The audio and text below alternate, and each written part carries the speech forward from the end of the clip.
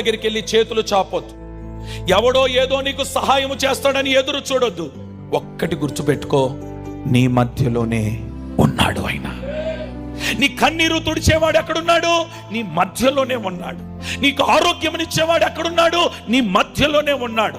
నీ బ్రతుకును మార్చగలిగిన దేవుడు ఎక్కడున్నాడు? నీ మధ్యలోనే ఉన్నాడు. నీ కుటుంబాన్ని నిలబెట్టగలిగిన దేవుడు నీ మధ్యలోనే ఉన్నాడు. నీకు సహాయము కొరకు ఎక్కడెక్కడో తిరుగుతున్నావు గల కారణం ఏంటంటే, దేవుని గురించి విన్నావే కానీ నీ మధ్య ఉన్నాడనే సంగతి నీకు తెలియకపోవటం వల్ల. నీ పరిస్థితులు ఎలాగున్నాయనంటే, ఎంత కాలము మందిరానికి వచ్చినా దరిద్రము, శాపము నీ కుటుంబాన్ని తరుముతా ఉంది గల కారణం ఏంటంటే, విన్నావే కానీ నీ మధ్యలో ఉన్న దేవుని కన్నులతో చూడలేకపోతున్నావు. ఈరోజు నీ కుటుంబం ఒక దీవెనకరమైన, ఆశీర్వాదకరమైన స్థితిలోనికి వెళ్ళాలనంటే, నీ మధ్య ఉన్న దేవుని కన్నులారా చూచుదువుగాక.